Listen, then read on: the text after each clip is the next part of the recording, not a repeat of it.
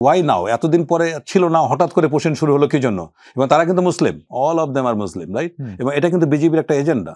যত মুসলমান আছে যারা আসাম বা এই এলাকায় গিয়েছে তাদেরকে সকলকে অন্য কিন্তু ধর্মের লোককে, হিন্দুদেরকে পাঠাচ্ছে না। It is one the Muslim. So এইখানে ভারতের যে অতি ডানপন্থী বা হিন্দুত্ববাদীদের ক্যারেক্টার, সেইটার সিম্পলি একটা রিফ্লেকশন। জেনারেল শামীম কামাল, আপনিও খানিকটা একমত কিনা, এবং পুশিন করে ভারত বাংলাদেশকে আসলে ইতিবাচক নাকি নেতিবাচক কোনো বার্তা দিল এই সময়? একদম মোটা দাগে যে বিষয়টা, এটা ভারতের যে কূটনৈতিক চরিত্র সেটার রিফ্লেকশন হিসেবে দেখছি। এটা কিন্তু এটার সাথে জড়িত citizenship amendment act, right? So ভারতের এই স্বাধীনতার পরবর্তীতে আইকে, গুজরাল, তারপরে সুন্দরজি ডক্ট্রিন, অনেকগুলি ডক্ট্রিন হচ্ছে, কিন্তু দিন শেষে আবার ঘুরে ফিরে ওই কৌটিল্য পলিসিতে পড়ে। কৌটিল্য পলিসির একটা মূল কথা হচ্ছে keep the neighbours in disturbance. সুতরাং এখানে যখন পাকিস্তান, কাশ্মীর, পাকিস্তান ইন্ডিয়া বর্ডার উত্তপ্ত, তার মানে এই নয় যে বাংলাদেশের বর্ডারের সিচুয়েশন, সিএ, সিটিজেন, এটা বন্ধ থাকবে।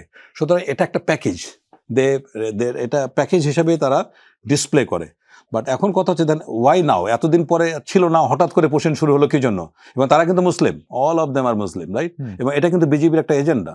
যত মুসলমান আছে যারা আসাম বা এই এলাকায় গিয়েছে তাদেরকে সকলকে অন্য কিন্তু ধর্মের লোককে, হিন্দুদেরকে পাঠাচ্ছে না।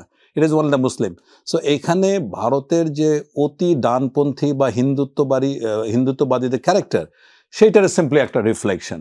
তো মোট কথা হচ্ছে, আমি প্রফেসর সাহাবের কাছে একটা জায়গা ভীষণভাবে একমত পোষণ করছি যে ভারত যদি ম্যাচিউর্ড হতো, আমি খুব অবাক হয়েছে যে ভারত এই 5ই অগস্টের গণ অভ্যুত্থানের পরে যে আচরণটা করেছে, স্বাধীনতার পরে যতবারে বাংলাদেশে বিপর্যয় ঘটেছে, শেখ মুজিবের হত্যাকাণ্ডের পরের দিন ভারতের রাষ্ট্রদূত বাংলাদেশে এসে বলেছেন যে আর যাই হোক না কেন, যত দুঃখ পাই না কেন, বাংলাদেশের আমার সম্পর্ক আমরা কন্টিনিউ করতে চাই।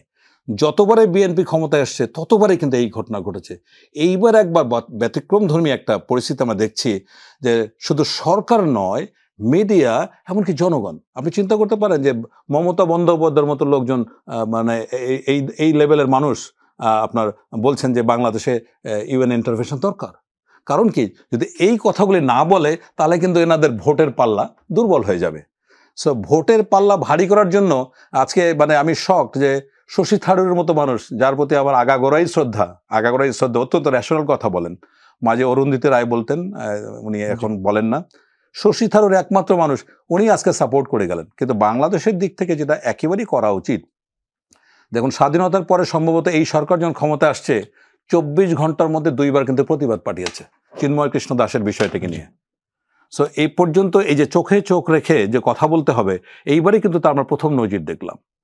সো অনেক বিষয় আছে যেখানে বাংলাদেশ যে সাবসার্ভিয়েন্ট মানে আচরণ করেছে ডিপ্লোম্যাটিক্যালি, এই খোলস থেকে যদি বের হয়ে না আসে, এবং ভারতের একটা জিনিস বুঝতে হবে যে এই অভ্যুত্থানের আগের যে বাংলাদেশ এবং বর্তমান যে বাংলাদেশ, ওই চশমা বুদ্ধি যদি বদল না করে তাহলে ভারতের জন্য এটা, এই পরিস্থিতি আমরা ধারণা করেছিলাম যে ভারত অ্যাটলিস্ট বাংলাদেশের সাথে সম্পর্কটা, কারণ ভারতের কোনো বন্ধু রাষ্ট্র নাই, একমাত্র বন্ধু দেশ বাংলাদেশ, তার সাথেই যদি এর বৈরী আচরণ করে তাহলে ভারত টিকবে কিভাবে?